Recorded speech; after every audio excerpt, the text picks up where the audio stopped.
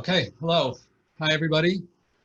First of all, thank you very much for having me here. Thank you, Naftali, for having me here. It's always a privilege to talk about marriage because it's so fundamental, it's so important. All the other problems that we have in life kind of sit on the bedrock of a good marriage, so it's just a privilege to talk about marriage. Like Naftali said, that this is in some ways a continuation. It's part two of the previous talk. It's going to build on some of the concepts. If you haven't heard the first talk, this talk can stand on its own, but it's going to continue some of the concepts. It's going to elaborate on some of those concepts, but there'll also be some new themes. One of the differences between what I'm going to talk about now and what we did last time is the last presentation was very behavioral. We talked about you walk into a home with a good marriage, you walk into a home with a bad marriage. What are they doing differently? And we talked about different kind of behaviors that take place. Now we're going to talk about a little bit, we are still going to talk about behaviors, but we're going to get a little bit deeper. We're going to talk about some of the feelings, the emotions, the attitudes that are inside, not just behavioral, but what's going on inside the husband and wife in a good marriage, what's going on inside the husband and wife in a bad marriage.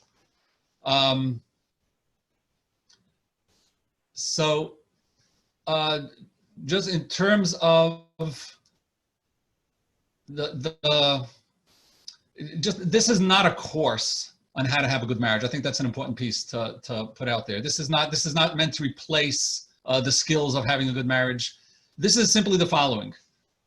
What's the destination? If I walk into a home that has a good marriage, what does it look like? What am I seeing in those spouses? And if I walk into a home in a bad marriage, what's different? What's going on over there? And you may find that the skills of getting there, you may need those skills of getting there. This doesn't replace any of that. This is just to give you a picture of what's going on in those homes. In terms of, so first of all, I'm looking, when you give a lecture over Zoom, you're really just all by yourself in an office, not really with anybody. So those of you who are brave enough to put on your camera, let yourselves be seen. It gives me a feeling like I'm actually talking to people. That's great, but that's you do as you choose. But if I actually see people, it's awesome for me. Just a disclaimer before I start.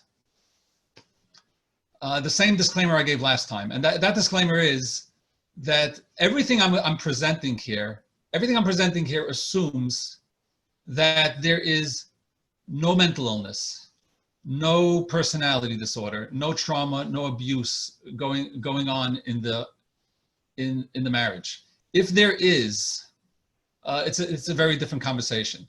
So I'm going to assume two normal, healthy people with the problems that normal, healthy people have.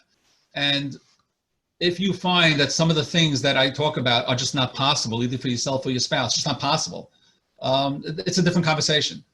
And you need to have a different conversation. Doesn't mean the marriage can't work. It just means that there's another conversation that has to be had. Okay, so let's get started. I want to start with a story. This is a story by Irvin Yalom. I don't know if any of you have heard of Irvin Yalom. Irvin Yalom was one of the leading psychologists, leading personalities in the world of psychology in the last 50, 60 years. And he tells over the following story from a client of his. Now, this story is going to build on the idea. If you remember, for those of you who heard the last presentation, so much of that presentation worked around the idea that in a marriage, we really don't know each other.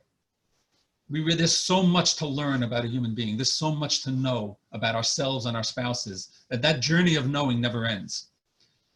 And I want to build on that theme in certain ways, but let me tell you the story that Yalom tells, and it's a powerful story. Yalom had a client, a female, who this woman who was in her 30s, and he tells over the story in one of his books. There's a book called The Gift of Therapy where he says the story. The story is that this woman, when she was a teenager, she had a father who she said was always very, very, very negative. Everything was negative. You said something nice to him, and he would always manage to find the negative thing in it. And he was just horrible to be around. And yeah, he worked on himself, but he never really got there. And by the time she was 18 years old, she was barely talking to him anymore. And when it was time for her to, she was 18 years old and it was time for her to go to college. And the college was a 5-hour drive away from her home. And she was going to be away from home for the most part for 4 years, for 10 months a year for 4 years. And her father offered to drive her to college. It was a 5-hour drive. And she was thinking, I cannot be in the car with my father for 5 hours. I just can't do that. But she thought to herself, you know what? This is a chance. My father's getting older, and this may be my last chance to develop a relationship with my father. I could spend 5 hours with him. It might be nice. Let's see what happens. And she took the offer for the ride, and they're driving off to college for 5 hours. About an hour into the ride, the conversation was going nicely. They were talking, and she was really happy. Like, wow, there's another 4 hours. I could really connect to my father. About an hour into the ride, she looks out her window, and she sees beautiful scenery, mountains, trees, a beautiful stream. And she turns to her father and says, isn't that beautiful outside? And her father says, it's disgusting. It's disgusting. It's dirty. There's nothing beautiful here. And she thought to herself, oh, there's my father. And she completely shut down. She said, I had enough. I can't deal with this anymore. He's never going to change. And for the next 4 hours, there was silence in the car. About 10 years later, she's now in her late 20s. Her father had already passed away. And he had passed away, there was really no relationship. And that last chance that she had to connect to her father had come and gone. And she was driving in the car, driving down that exact same road that she had driven with her father 10 years earlier. And she's looking out her window. But this time she's sitting in the driver's seat. She's not sitting in the passenger seat. And she's passing that exact same spot where 10 years earlier she had said to her father, isn't this beautiful outside? And where he said, ugh, it's ugly. But this time she was sitting in the driver's seat. And she looked out her window, the driver's side window, and she looked out and it was ugly. There was a stream there with broken tires, and it dumped into the stream, and there was just nothing beautiful. It was just an ugly scene out that window. And then she turned to the passenger side window, the one that she had been looking at when she sat in that same place, and she noticed that she couldn't see it. The scenery that she had seen from the driver's seat was not visible. The mountains were above the driver couldn't see that. And she realized that when she had said to her father, isn't it beautiful? She was looking out of her window. And when her father answered her, it's ugly, he was looking out of his window. He didn't see what she saw. She didn't see what he saw. And that's the story. That story has the reason why I'm bringing that story in to a marriage class is because that story has so much to do with marriage. We look out of different windows. Husbands and wives are constantly looking out of different windows. And we don't see what our spouse sees, and our spouse doesn't see what we see. In a good marriage, so if you remember the last time we spoke, in part one, I said, this is what a good marriage looks like, this is what a bad marriage looks like. This is what's happening inside a good marriage, this is what's happening inside a bad marriage. If you walk into a home where there's a good marriage, you will see two people looking out of each other's window. And when one spouse says, isn't it beautiful out there? And I'm looking out the window and I don't see, it just looks ugly. I'll turn to my spouse and say, really? Let me see what it looks like outside your window, because outside my window, it's ugly. If you walk into a home where there's a bad marriage, you'll see them arguing whether it's ugly outside or beautiful outside. Nobody's looking out of each other's window. One of the most important things in a marriage is to be able to look out of your spouse's window, because you really, really do see completely different realities. There are really no two people that see the same reality. And going into a marriage, it's important to realize that. The Talmud says, there's a Talmud in Talmud Yerushalmi, in the Jerusalem Talmud, in Sanhedrin, the Talmud says that when you have witnesses to a crime, to a murder, and the court is examining the witnesses, so they take each witness, if there are two witnesses, each witness is taken to a separate room, and there's a process called Drisha v'Chakira, where they examine the witnesses. They ask them 100 different questions about the details. And what the Talmud says, if both witnesses get it exactly right, If everything lines up exactly, if they witness the crime exactly the same, those witnesses are not reliable, because there's no way two people see things exactly the same. There's something wrong here, because there's no two people that can see things exactly the same. Remember that the next time you and your spouse see things completely different. So what this means is, when people say, facts are facts, the proof is in the pudding. No, it's just a fact. It's just a fact. But I just saw it. It's a fact. It's not. There's no such thing as facts. Is it? It's the kitchen is dirty. The kitchen is clean. Which one is a fact? It's hot. It's cold. Which one is a fact? And one of the problems with this, I want to as in parentheses, as a side note, one of the problems with this is there's a certain loneliness that sets in. I need my spouse to see my reality the way I see it, because if my spouse does not see my reality the way I see it, and I've heard this from spouses. One wife once said to me, if my husband doesn't see reality the way I see it, and I don't see it the way he sees it, then I am all alone in this world, because there's no one else on the planet that even has a chance of seeing reality the same. And that's sad, because there is a reality there. To some extent, we are alone. There's nobody on this planet, 7 billion people on this planet, nobody sees reality the way I see it. But, so what do you do with that loneliness? If I can look out of my spouse's window and my spouse can look out of my window, then maybe we don't have to be so lonely. We're different, but we can look out of each other's window. Let me just give you, just to illustrate this, how different people see the world in different ways. Let me just give you a couple of, I'm going to call them silly examples, but they're not. Imagine a wife is standing, there's a group of people, and the wife is standing there, and she doesn't have a chair. And she just doesn't have where to sit. And the husband comes and brings over a chair and says, honey, I just noticed you don't have a chair. Would you like to sit down? And she said, oh, thank you so much. And she feels touched. Her husband thought about her. Now there's another wife there. And she's standing and she's watching this scene. She sees that her friend's husband just brought over a chair. Her husband didn't bring over a chair. What's the reality over here? How are each of them viewing this? Now, in this wife's mind, she's thinking, my friend's husband cares for him way more than my husband cares for me. That's her reality. That's looking out of her window. But let's look at what's going on in the husband's mind. In the husband's mind, there are two kinds of people in the world. There are people who, when they need a chair, when they're standing and they don't have a chair, and somebody walks over to them with a chair, they feel, oh, that was so thoughtful. And then there are people who, when they don't have a chair and somebody walks over to them and says, would you like a chair? That thing's like, get out of my life. If I want a chair, I'll go get a chair myself. And what happens if this husband is one of those people? He would not want anybody to bring a chair for him. I'll get my own chairs. And that's how he sees the world. That's his reality. So when he sees his wife standing there, he's thinking to himself, if she wants a chair, she'll get a chair. But I don't want to annoy her. I don't want to annoy her by getting her a chair. In good marriages, husbands and wives talk to each other. And if you remember in part one, in a bad marriage, the wife would criticize and say, you don't care about me.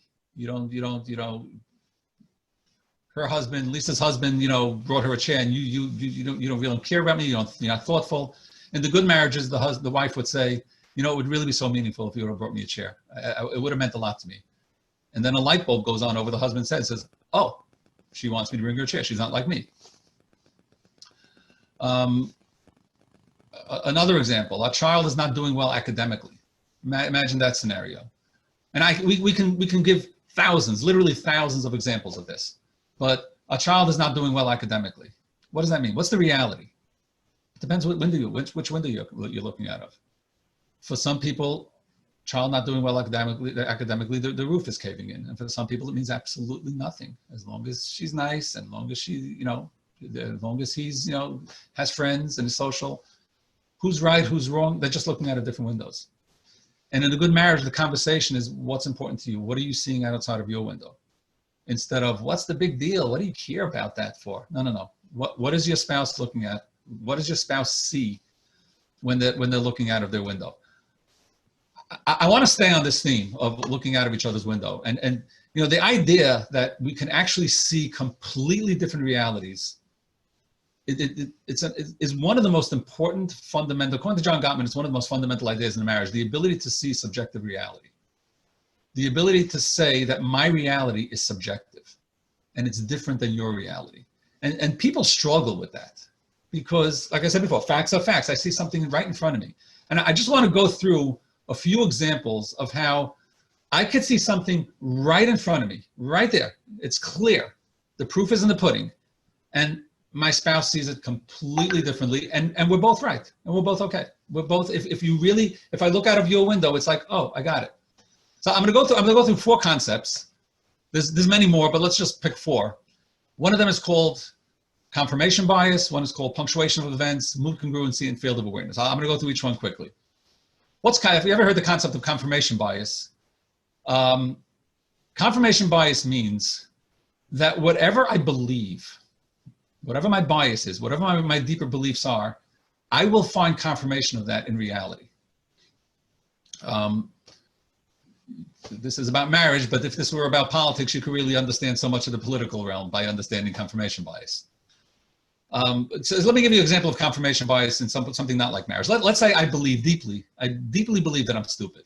I just don't have brains. You know, that's it. You know, my mother told me, my teacher told me, and I'm just not smart. And I take a test and I get a 97. That was an easy test. That was such an easy test. Everybody got good marks on that test. And then I take another test and I get a 98. Yeah, but everybody knows that teacher gives the easiest tests. And then I get a 92. Sometimes you get lucky. And this goes on. And then I get a 57. I told you I was stupid. See, I told you I was stupid. I don't even see the 90s. And let's say I believe I'm really smart. It'll work the other way. The 57, it wasn't fair. That teacher marks not fairly. And then I get a 63, and you know, that was such a hard test. Nobody did well. And then I get a 97. See, I told you I was smart. In a marriage, whatever our fundamental beliefs are, we're bringing those fundamental beliefs into the marriage, into the relationship. And if a husband and wife have different fundamental beliefs, they will see different things. And when confirmation bias means I see different things. Really, just look at the political world. You can have 2 people looking at the exact same event and walking away with completely different realities. Let's say, I'll give you an example in a marriage. Let's say the husband and wife are at a party, and the husband's brother. These are actually examples I'm pulling out of, you know, arguments and fights that have taken place in my office. The husband's brother walks over to the wife and says, "Oh, that's a really interesting dress you're wearing." Okay, did he just compliment her, or did he just insult her? Depends if he asked the husband or the wife. According to the wife, that was rude, disgusting, and you just sat there and allowed him to do that to me? Like your brother just walked over to me and made fun of my dress, and the husband's like, he complimented you. He said it was an interesting dress. That's where confirmation bias comes in and plays an enormous role in marriages. If the wife's belief was that her husband's brother doesn't like her, that her husband's brother is a disgusting person, that her husband's brother is just that kind of a person, the remark will fall into that category. Confirmation bias will put the remark in that category. That's what she walks away with. The husband sees him differently, and he puts the conversation, his statement in a different place. Completely different realities. The second concept I want to talk about is punctuation of events, and these are things that take place nonstop. These are every single day in a marriage. And I'm pointing them out because husbands and wives need to see this and realize that they're living in different realities, literally. They're looking out of different windows. Punctuation of events is the following. Here's an example of punctuation. Punctuation is a period that ends a sentence. Events also have periods that end them. So how about this? Listen to this conversation between a husband and wife. The husband comes home from work, and the wife gives him this cold stare. And the whole evening, she's really giving him this cold shoulder. And he walks over to her, and about 10 o'clock at night, he makes some nasty comment to her. And she said, "Why are you making this nasty comment to me?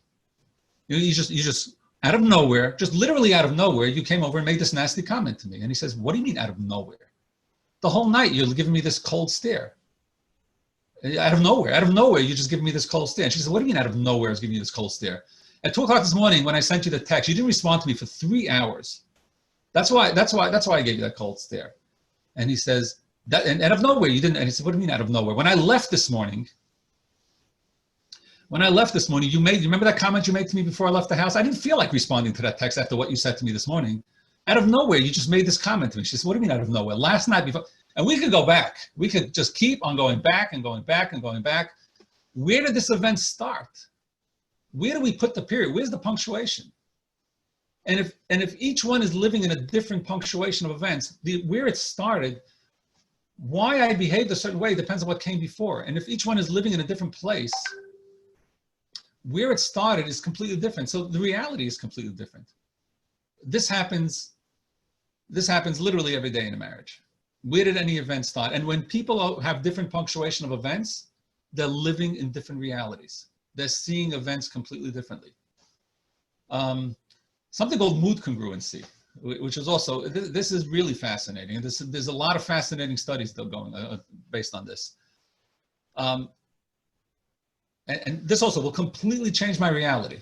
Mood congruency means that my mood will determine how I interpret my memories.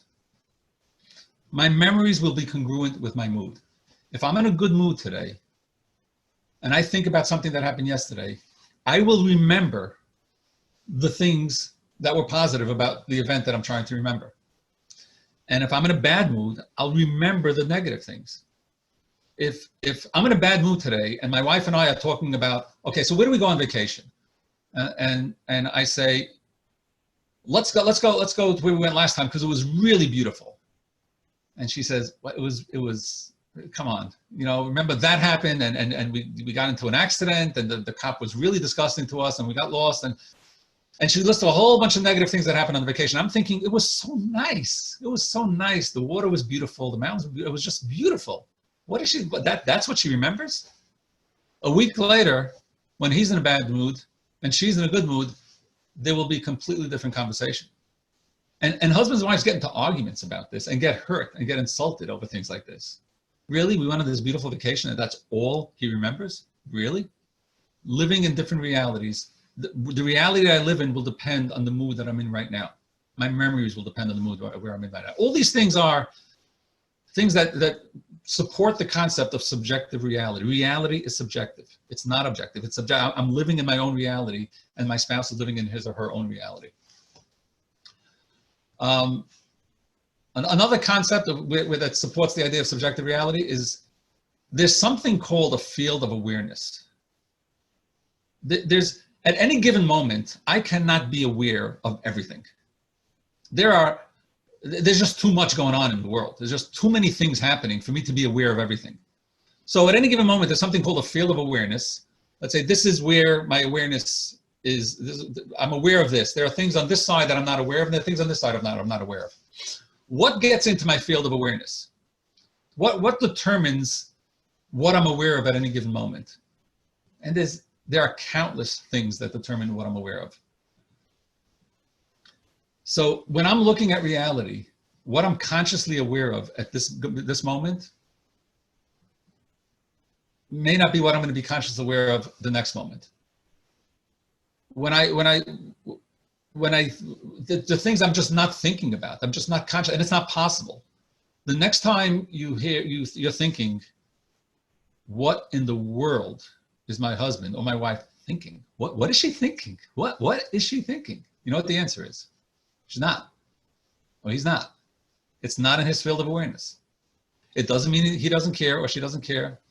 It doesn't mean that she's a forgetful person. It means as human beings, we are limited, and our reality in this second is determined by our field of awareness. So when you have a husband with one field of awareness and a wife with another field of awareness, they could be looking at the exact same thing. And they could be the husband and wife could be looking at a sink piled high with dishes and a dirty floor and be seeing completely different things, completely. I go, what are you looking at? I'm looking at something different than you're looking at. All these are ideas that support the concept of a subjective reality. And if you walk into a home where there is a good marriage, in a good marriage, people are living with subjective realities. They're living with the knowledge, with the awareness of subjective reality. They're saying, wow, what's going on outside of your window? There's something weird there. There's something going on here. Something's wrong. So let me take a look out of your window. Let me look down and see if I can see the world from your window. In the bad marriages, they're fighting about what they see out the window. Okay, I'm going to go to a completely different concept now. And I want to talk about the idea of authenticity as a human being and connection. As human beings, if I asked you, what is it on an emotional level, what drives us, maybe even more than anything else? What are the two things that on an emotional level are my drivers? The thing that wherever you look, that's what's pulling me or pushing me. And I'm going to posit that I'm going to mention two things that, and think about this. If think about whether underneath all your desires, these are the two things that are kind of lurking there and pulling us, and thing really boils down to these two things. One of the things is called connection. As human beings, we need to connect. We do not want to be alone. And the fear of being alone is one of the greatest, most intense, most powerful fears that human beings have. And being together, being connected, is the thing that we yearn for the most.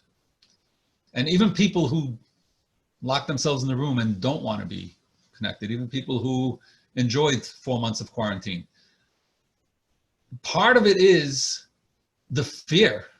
You know, if people have social phobia, it's because of a fear, because connection means so much. I don't want to get hurt. The things that mean the most to us are the things that hurt us the most. So because connection is so meaningful to me, I might be the most afraid of it, because if I get rejected, it's just too painful. So one of the most powerful things is connection. What's the other one? And you'll see the problem right away when I say the other one. The other one is, I want to be me. I want to be me. It's almost the opposite. I want to be authentic.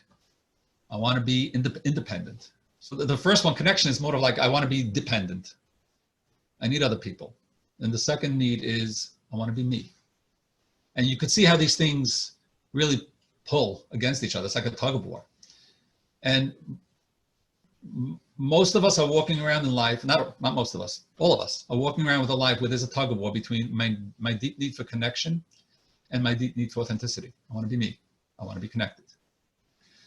And there's a trade-off, because if I really want to be fully connected, I have to sacrifice some of my authenticity. I can't dress how I want whenever I want. I can't act how I want whenever I want. I cannot be true, completely 100% authentic unless I want to sacrifice some of my connection. And at the same time, I can't be fully connected unless I sacrifice some of my authenticity. And in a marriage, in a healthy marriage, in a good marriage, if you watch a couple in a good marriage, you're going to see a really nice trade-off between authenticity and the connection. The marriage will provide connection, but it will also provide authenticity. In a bad marriage, sometimes what happens is there's authenticity might dominate, and sometimes connection might dominate. If I need to be so authentic in a marriage, I need to be me. I am refusing to give up any of my authenticity. I'm just going to be totally me. What if totally me conflicts with my spouse? And I say, I don't care. I want to be me. That's a marriage where authenticity dominates. It's a bad marriage. What about a marriage where connection dominates? It's all about connection. I don't want you to go out with your friends because I'm going to feel lonely. I don't want you to be successful because then I'm going to feel lonely. I don't want you to have your life because I'm going to feel lonely. In a good marriage, each spouse is able to be authentic. In a good marriage, each spouse is able to be connected, and they find that balance. And just to illustrate how important this is, just an example of this. This idea comes out of attachment theory, and the example that's given in attachment theory to illustrate this, there's a connection between authenticity and connection, and that is that in order to really be authentic, you might say these are two opposites. They're pulling, and in a marriage, we just kind of have to find the right balance, but it's way deeper than that. It's way deeper than that. Because to the extent that I'm connected, I can be authentic. And to the extent that I'm authentic, I can be connected. This is an idea that comes out of attachment theory. And if you look at a baby, a 2-year-old baby, running away from its mother, right? The mother's in a park with her friends, and all the kids are there, and the 2-year-old starts running away. Watch what the baby does. The 2-year-old will turn around and look at mommy and see if mommy's watching him. If mommy's watching, he'll turn around and he'll keep running. If mommy's not watching, he'll run back to mommy. And the second mommy looks at him and says, "Oh, I see you," he runs away. What's going on? It's almost like he needs the security of mommy to be able to run away. The second he feels secure, oh, mommy's watching me, he runs away. And what lies at the heart of attachment theory is this concept of the more connected I am, the more I can be me. When this baby looks at mommy and feels the connection, mommy's looking at me, he can run. He can run into the world, he can explore the world. What's giving him the strength, the courage to explore the world, to be himself, to run, is that mommy's looking at me. I feel connected. As human beings, we need to feel connected in order to be our authentic selves. When we feel disconnected, we cannot be authentic. When we're 2 years old, it's mommy that gives me that connection. And what they found, what the research has found, is that translates into a marriage. And a lot of couples therapy is based on this concept, that attachment that we got from our mother, we're looking for that in a husband and wife. If a marriage provides connection and I feel connected, I can be authentic. I can run. I could explore the world. And the more I explore the world, the more I'm me, the more I can connect. Because the more authentic I am, the more I'm bringing myself into the connection. The less authentic I am, the less I'm bringing something fake into the connection. So think about what a marriage can do. In a good marriage, there's a deep connection. That connection allows each spouse to be authentic, to explore the world. And in a healthy marriage, we allow that because we look back, oh, my wife is looking, my husband is looking. I might be at work, I might be working on a project somewhere, but my spouse, my husband, my wife are looking, even if they're home. I know they're there, I know the connection is there, and I can be authentic. And then when I come back home, that authenticity, I bring that into the connection, and the connection gets deeper. And when the connection is deeper, I can be even more authentic. That's what a marriage can do. And that's a very powerful part of what a good marriage can do. In a bad marriage, one or the other is not being allowed. Now, I'm not telling you how to do this. I'm putting like I said before, this is not a skills training. This is what's happening. If a person feels, if you feel, I cannot let my spouse be connected to other people, I just can't. Or my spouse can't let me. That's a marriage that needs help. If I need to be this exclusive owner of my spouse's connection, that means my spouse cannot be authentic. And when you look in the homes of people who have good marriages, you're going to see that beautiful balance between authenticity and connection. I'm going to go I'm going to switch to another concept now. In a good marriage, I'll start with the bad marriage side. In a bad marriage, feelings dominate. How I feel dominates. And in a good marriage, values dominate. The relationship in a good marriage is dominated by values. The relationship in a bad marriage is dominated by feelings. To explain this, I'm going to ask the following question. Is love a feeling? Any of you who have read M. Scott Peck's book, A Road Less Traveled, he struggles with this. He spends about 100 pages of that book dealing with this question, is love a feeling? And if you think about it, let me give you an example. If you're saying, yeah, sure love's a feeling, let me give you the following example. I walk, my baby wakes up at 2 o'clock in the morning after I just came home from a wedding at 1:30. And I finally lay down, I close my eyes, and my baby wakes up screaming. And I wake up, and I'm tired, and I have to get up at 5 o'clock tomorrow morning. And I just, there's my baby, and she needs my love. And if I look at my body at that moment for a feeling called love. Now there are some others out there that may disagree with me, but for the rest of us, sometimes when you look inside your body, is there a feeling called love? I may not feel that. The only feelings that I may experience in this second might be anger, frustration, tiredness.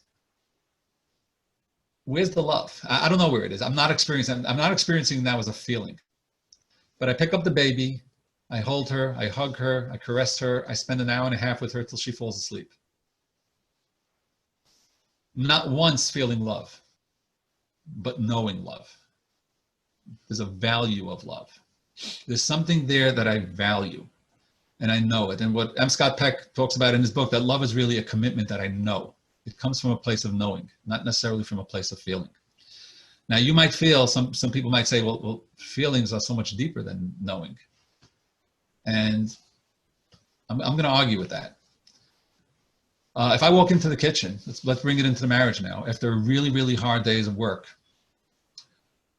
and I'm done. I'm hungry, I'm tired, I'm frustrated, my boss yelled at me, I'm done. I had it.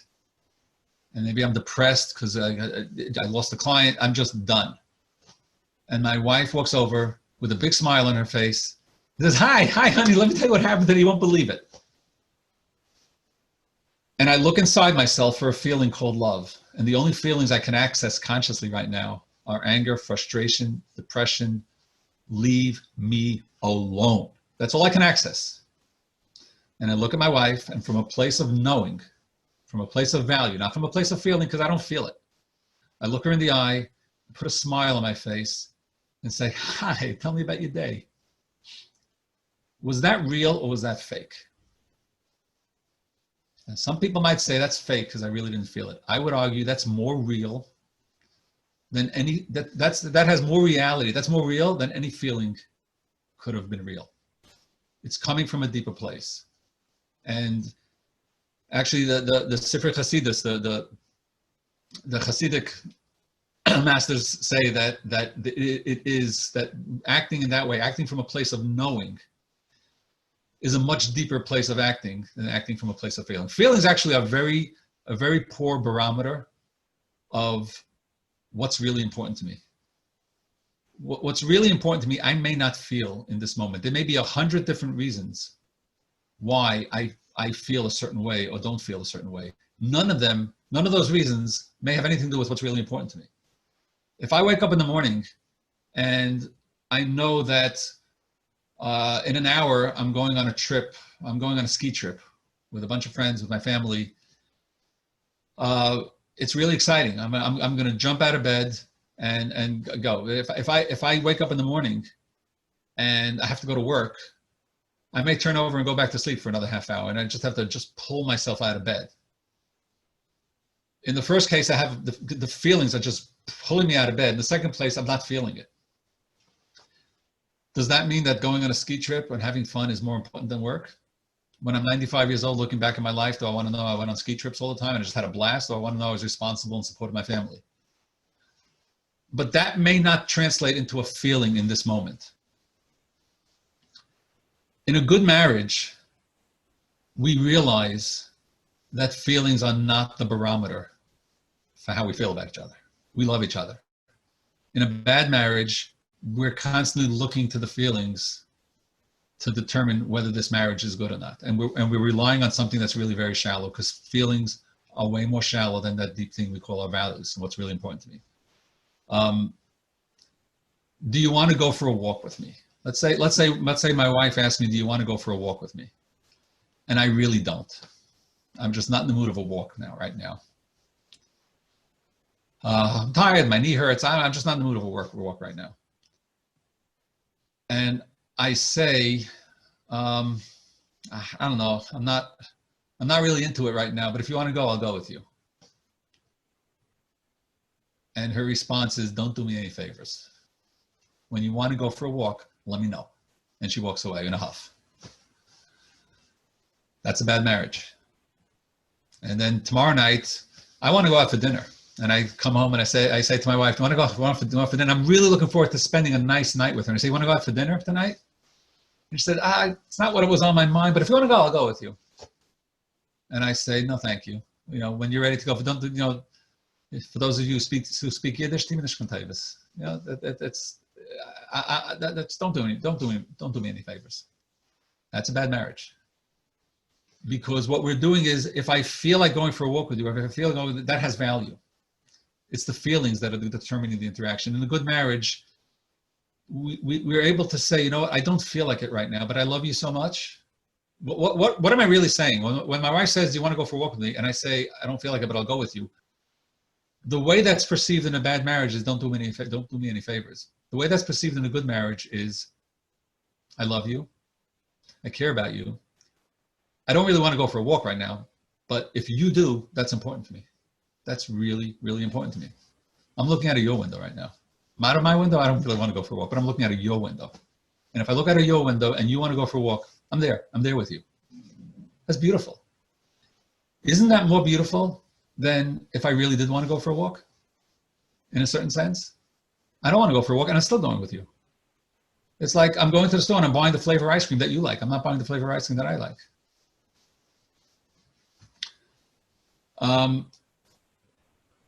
Again, if anybody has questions, you could put it on the chat.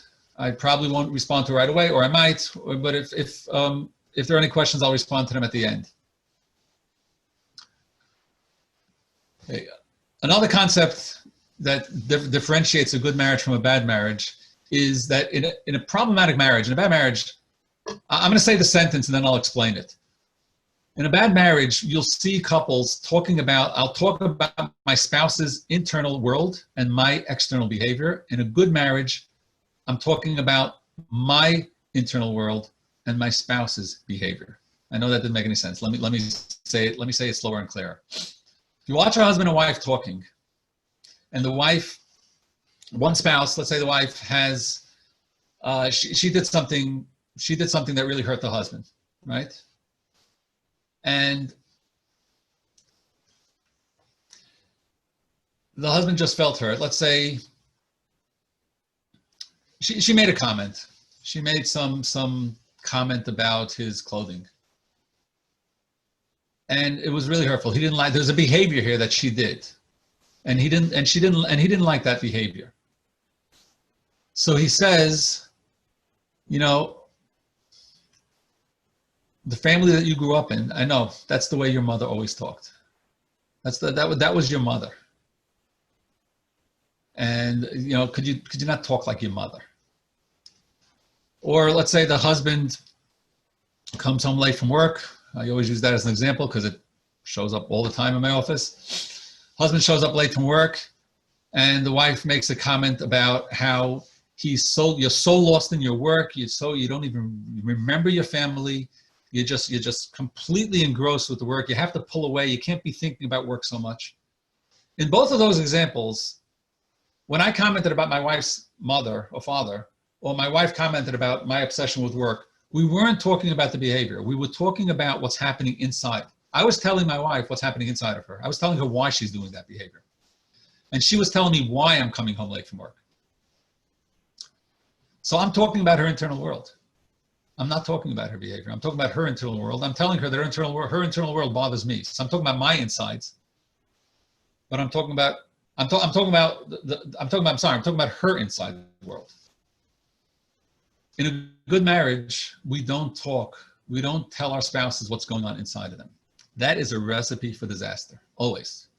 When you tell your spouse, I know why you're doing that. Let me explain to you why you're doing what you're doing wrong. Let me help you understand the reason why you just did what you did. That is a guaranteed disaster in marriage. It never works. It becomes explosive. Don't tell me what's going on inside of me. In a good marriage, what you'll hear is that behavior, what you did hurt me. What you did bother me. I don't like what you did. That's okay, because that's external reality. That's something and you'll see that difference. This is one of the things that they saw. I mentioned last time the research that John Gottman did in terms of watching happy marriages, sad marriages, bad marriages. This is one of the things that showed up consistently in terms of good marriages and bad marriages. And I see it all the time. I see it, and I watch this in couples as they're moving along, as they're progressing in couples therapy.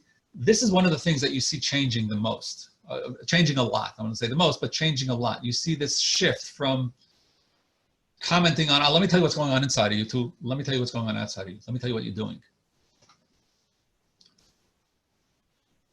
I want to make really two comments about physical intimacy that grow out of some of the concepts that we talked about last time. For those of you who heard the first talk, or for those of you who are familiar with the concept of love languages, concept of love languages is, it's really looking out of my spouse's window. There's different ways of expressing love. Love means different things. One of the ideas in love language is that physical touch means different things to different people. And when it comes to physical intimacy, looking out the window, looking out my spouse's window is really, really critical, because it may mean completely different things for me and my spouse. And one of the most important things that I want to point out is that because this shows up all the time.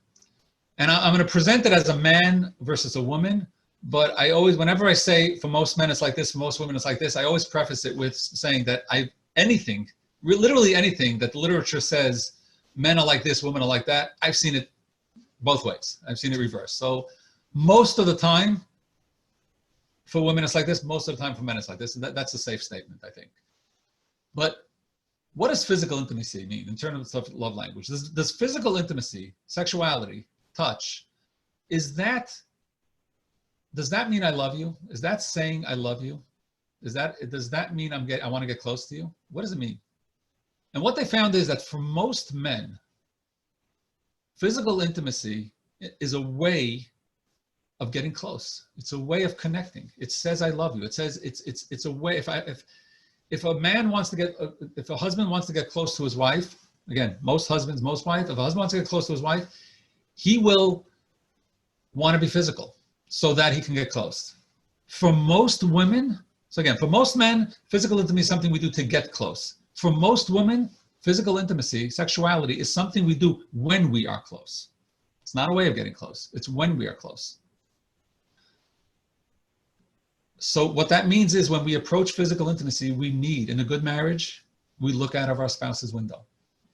In practical terms, if a husband and wife get into a fight, what I'll always say to the husband is you got to find some other way of getting close to your wife than physical intimacy, because she won't want to be physical until you're close. And the guy is saying, what do you mean? Let's be physical so we can be close. And she's saying, no, let's get close so we can be physical.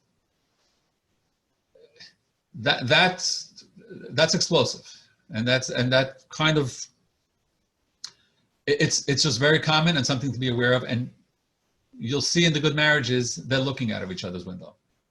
The husband is realizing that and saying, you know what, I have to find another way to get close. And the wife is saying, you know what, I realize that for him, this is a way to get close. And they can talk about it. And it's an okay conversation because they understand that they're looking out of each other's windows.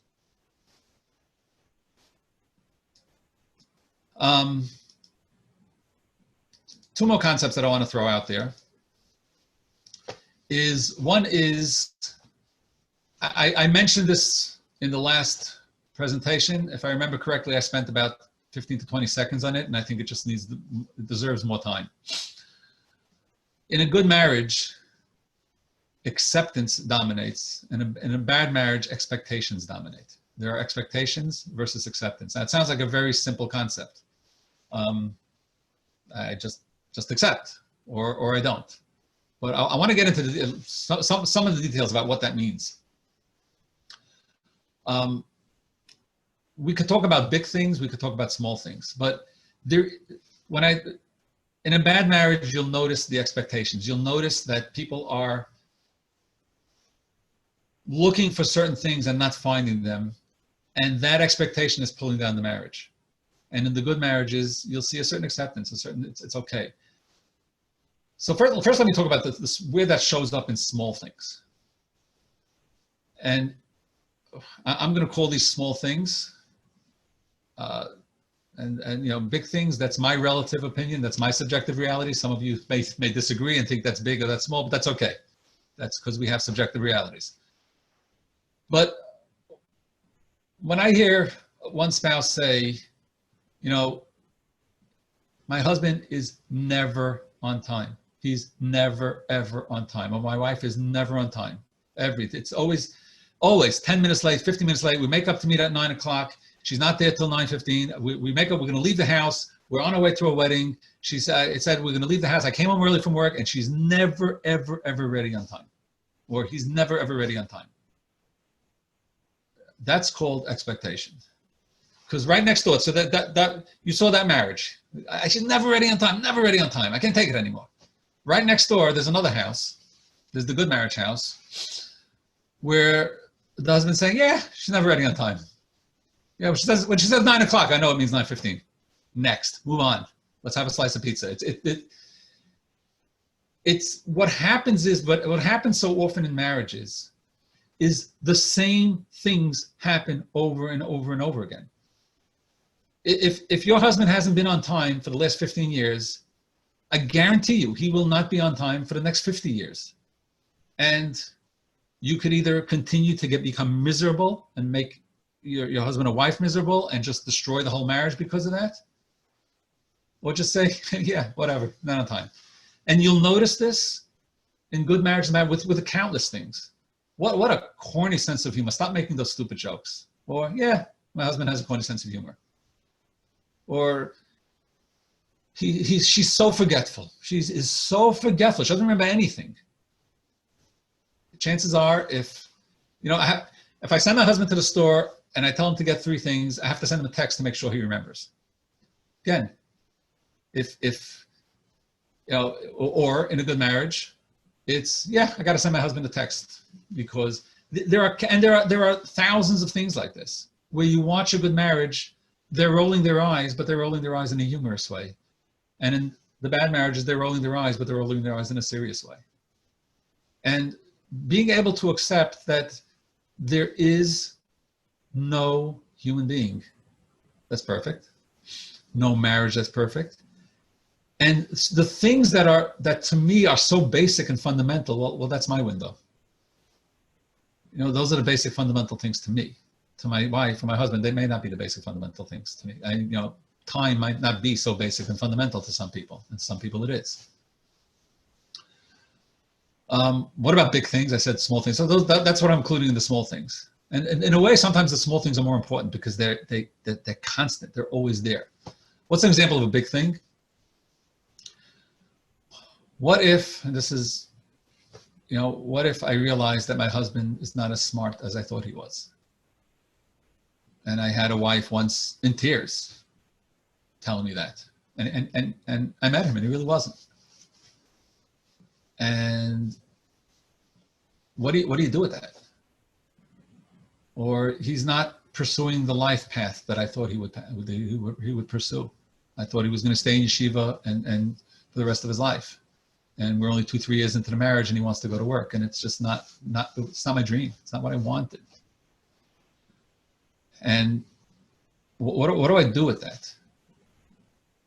Or I thought my wife was so much more socially with it. And she's not. She's not. I really wanted a more socially with a wife. These are huge things for people. And they kind of change the trajectory of our marriage. What do you do with that? And that's where acceptance versus expectations come in. In a good marriage, there's acceptance of that. And what I want to just to give you an illustration of what acceptance means. In my office, I have a couch, what I'm looking at right now. And it's pretty big for my office. It takes up, I would say, about 15 to 20% of the floor space in my office. You walk into my office, you can't help but see the couch. Now imagine you took this exact same couch and brought it to a wedding hall. or to MetLife Stadium, and you just put it in the corner somewhere. The couch is exactly the same size, but the couch is exactly the same size, but it's in this huge, massive stadium. So you might not see it. You walk into it, you won't see it. And when you walk around, you won't see it. When you bump into it, it's, oh, there it is. It's the same couch, the same size. The couch hasn't shrunk not one bit. It's the same couch that was sitting in my office. And when you walked into my office, that's all you saw was the couch. But when you walked into MetLife Stadium, you had to look to find the couch. That's the metaphor. When you, in a marriage, what does acceptance mean? Acceptance sounds like a harsh word. You know, I just have to accept that. It sounds like, it's really a very liberating concept. Because what it means is, yeah, my husband, my wife is not the person I thought they are, totally. Obviously, again, like I said at the beginning, we're not talking about abuse or mental illness or personality disorders. That's not what we're talking about here. We're talking about, this is not the dream that I had. And that is really painful and shouldn't be, it just is. Acceptance sounds so depressing, but it's really not. It's really very liberating, because what acceptance means is, I could make room for that couch, because I can make my marriage so much bigger. When I make room for the couch, when I say, I have room for that couch, I have room for this couch, I'm just going to focus on my marriage. So my husband is not pursuing the dream that I wanted, or my spouse is, I'm not going to have some aspect that I was dreaming of. And I have to sit with that pain. If I can hold on to that pain, it's pain. So people will say, well, but what do I do with this pain? The pain is there. It's just going to go away. The answer is maybe not. Maybe the pain won't go away. But if that pain, if the marriage is this big and the pain is this big, you will walk around with that pain all your life. If the relationship between the marriage and my pain is like this couch, is like my office to the couch, yeah, I will walk around in pain all my life. Acceptance means I'm going to focus on my marriage. I'm going to make my marriage so huge, so big, it's going to be like MetLife Stadium. The pain will be there, but the pain is existing inside a marriage that is huge. The last thing I want to say, and then I'll get to some questions there, is that in a good marriage, what you'll find, if you walk into a home where there's a good marriage, you'll notice a couple that is not afraid of the bumps in their relationship. They're not afraid of the distance that sometimes might happen. They're not afraid of the fights that sometimes might happen. In a good marriage, there's an acceptance that we will at times get upset at each other.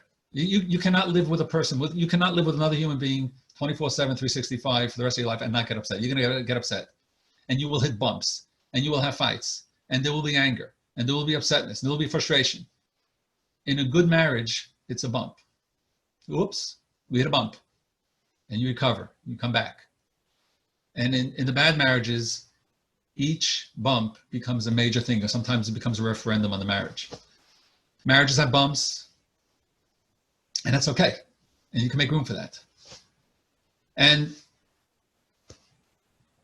right now, that's kind of going to stop there. I want to end with a story. This is a story I heard from someone. You have to be in it. I know, for those of you who were in Israel, who are in Israel, who know what Israeli life is like, you'll really appreciate this story, because this is one of those stories that can only happen in Israel. The person told over the story. He said he was standing in front of, I forget where he was standing, but there happened to be a shul, a synagogue that was right there. And it was a very busy street, a very busy intersection, and somebody parked illegally. And a police officer, Mishtara, came over to him and told him to move. And he started yelling at the police officer that he could stay here, and the police officer started yelling back at him, and they were yelling at each other, and there's a huge fight going on. And they're just yelling at each other. Now a police officer yelling at somebody else in this country, has a certain connotation. In Israel, this is an everyday occurrence. And they were just yelling and screaming. And then somebody walked out from the shul, from the synagogue, and said, "Mincha, mincha, we're praying afternoon prayers. We need a minyan. We need a minyan. We need 10 people. And the police officer and the person who he was fighting with walked over and joined the minyan, which was on the sidewalk. And they prayed with the minyan for 10 minutes. And when the minyan was over, they walked back to the car and they continued the fight. What does that have to do with marriage? That's the story. And for anybody who's been in Israel, you can really appreciate that story. But what does that have to do with marriage? No matter what's going on in your marriage, no matter what kind of fight you're in, there's something. What happened with this police officer and this guy? They're in a fight. They're yelling at each other. You can't park here. I could park here. It's time to pray.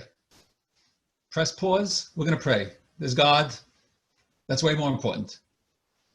Okay, we finished praying. Let's go back and continue our fight. In marriage, no matter what fight you're in, always remember there's a marriage. If you were supposed to go out for dinner tonight at 8 o'clock and at 7:30 you got into a huge fight, go out to dinner and continue the fight when you came back. The marriage, in a good marriage, they can do that.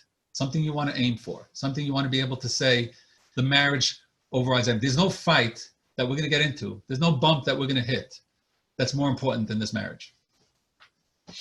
Okay, let me look at the questions that are here. There's only a few, so that it's okay. Is it better to tell her you don't want to go, but going for her, or keep that to yourself? That's a good question. I actually like that question. And the answer is going to be, it's a very, very clear, it depends. It depends on the marriage. It depends on the relationship. You want to be real. You want to be real with your wife. You want to be real with your husband. What does real mean? Remember what we said about values and feelings, right? So I mean, that's what that question is based on. What if I, yeah, it's okay. I feel like going. I don't feel like going. That's fine. Then yeah, why say it? It's okay. I can go. Big deal. So yeah, if it's just like this kind of neutral, I don't want to go, but hey, my wife wants to go, so big deal. Then yeah, there's no reason to say it. There's really absolutely no reason to say it. There's no reason to put it out there. If you want to go to dinner, sure, I want to go to dinner. What if you really, really, really don't want to go? What if you're really not in the mood? What if you're tired and you have a really important meeting tomorrow morning, but you know how important this is to your wife and you want to go? Not saying anything might end up, this happens a lot, not saying anything might end up creating more problems than solving them. It might create distance. Sometimes when there's distance in a marriage, talking about that distance and anything, this is a general statement. When there's distance in a marriage, and you could talk, this could be another concept of good marriage, bad marriage. In a bad marriage, when there's distance, when I feel disconnected from my wife, when I feel distant from my wife, when we don't want the same things, distance creates distance. That's what happens in a bad marriage. Distance creates distance, which kind of makes sense. In a good marriage, distance can create closeness because I'm sharing the distance. When I'm saying, I'm looking out of my window and I see one thing, but let me go and look out of your window because I want to see your window. When I say I feel distant from you, when I can turn to my wife and say I feel distant from you, I just got a little bit closer. Taking our differences and actually being able to talk about it actually can create closeness.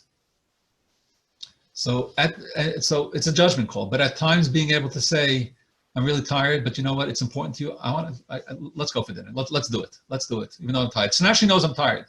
Now she knows when my eyes close, in the middle of the meal, or when it's okay. He was tired and he came with me.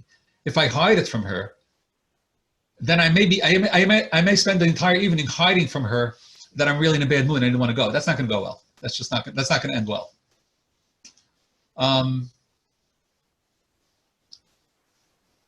Okay, next question. So a person should lower their standard of what they expect.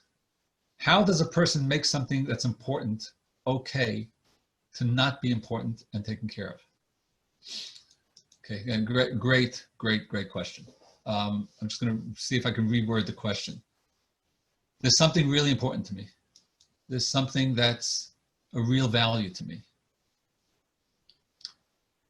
And what I'm going to do is I'm going to let go of it for the sake of my marriage. Should I be doing that? Should I lower the standard of what my dreams are? Is that what I should be doing? How do I take something that was important and make it not important and make it not taken care of? So if you were the one who asked the question and I got it right, leave it. But if I got it wrong, you can say something.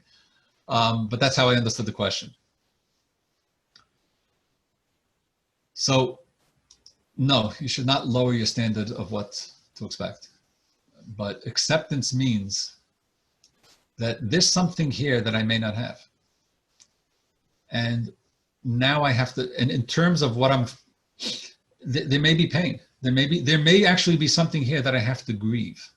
And I may actually have to go through a grief process. I've gone, as a couples therapist, I have gone to trainings on grief counseling. Not because I'm dealing with spouses whose spouses have died, but because I'm dealing with spouses whose dreams have died. And being able to deal with that is sometimes very, very important. Now, again, I'm talking about the big things. I'm not talking about, let's say something, this question could apply to the big things or to the small things. If the question applies to things like time, my spouse is always late, I'm not lowering my standard. If I feel 9 o'clock is 9 o'clock, I'm not going to lower my standard. 9 o'clock is 9 o'clock. And I will not lower my standard. But to my spouse, 9 o'clock is not 9 o'clock, and we're married.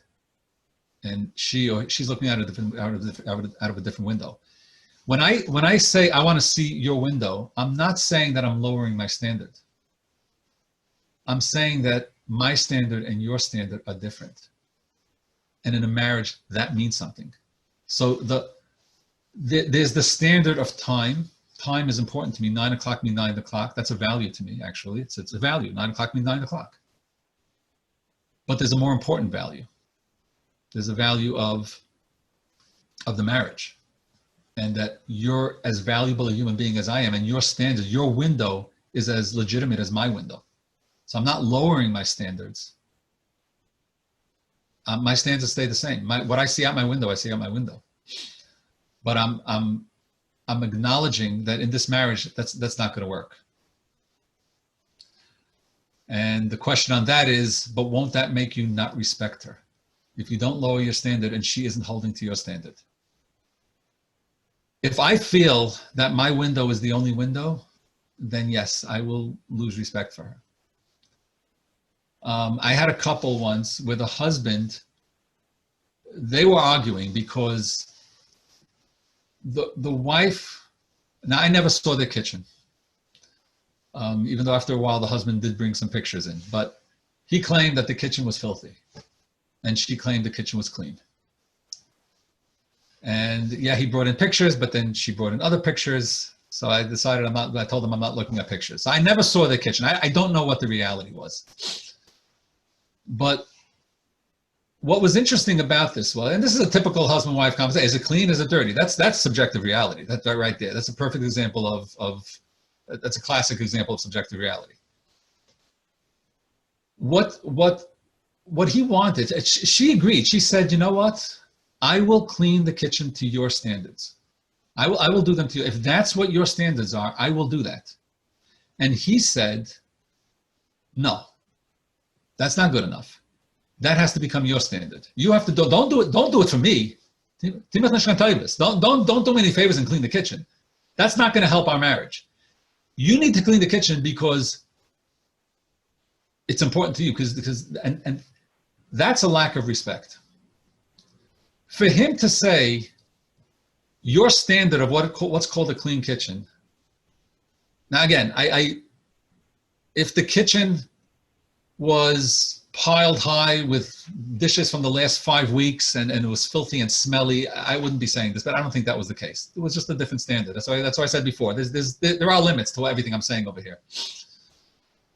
But if stuff hanging around the kitchen and things being not put away and some cabinet doors that are open and the dishes not being washed on time, to me, is not respectful, is just not the way a kitchen is supposed to be. And I look at my wife with disrespect. Maybe I'm not looking out of her window.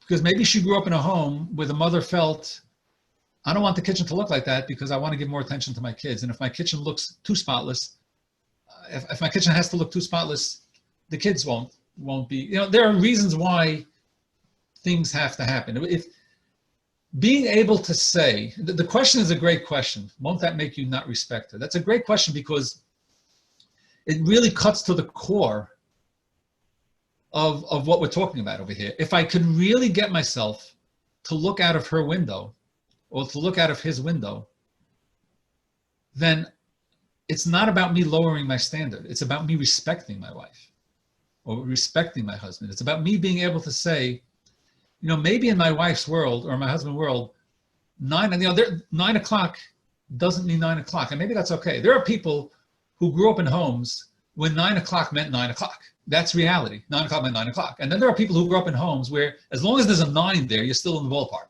9:56 is still 9 o'clock. Who's right, who's wrong? It depends which home you're talking about.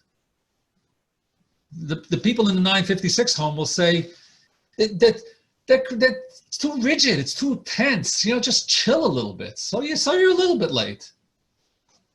Looking out of your spouse's window is an act of respect.